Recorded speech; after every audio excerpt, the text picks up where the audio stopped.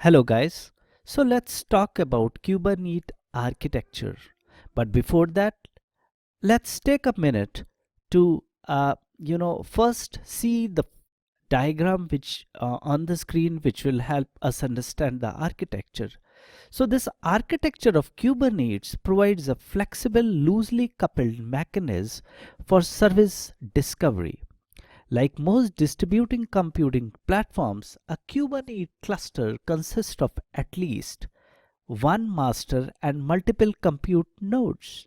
The master is responsible for exposing the application program interface, scheduling the deployment, and managing the overall cluster. Each node runs a container runtime such as Docker or RKT, along with an agent that communicates with the master. The node also runs additional component for logging, monitoring service discovery, and optional advanced. Nodes are the workhorses of a Kubernetes cluster.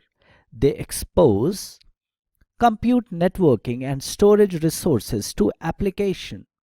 Nodes can be virtual machines running in a cloud or bare metal server running within the data center.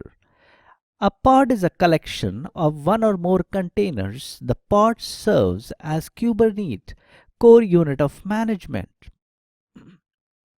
Pods act as the logical boundary for containers sharing the same context and resources.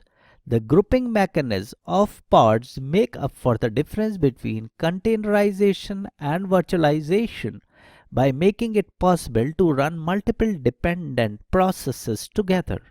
At runtime, pods can be scaled by creating replica sets, which ensures that the deployment always runs the desired number of pods. Now, replica sets deliver the required scale and availability by maintaining a predefined set of pods at all times. A single pod or a replica set can be exposed to the internal or external consumer via services. Services enable the discovery of pods by associating a set of pods to a specific criterion. Pods are associated to services through key value pair called labels and selectors. Any new pod with the labels that match the selector will automatically be discovered by the services. This architecture provides a flexible, loosely coupled mechanism for service discovery.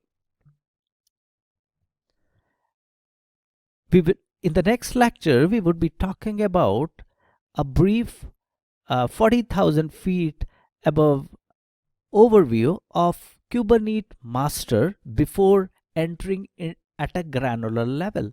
Thank you.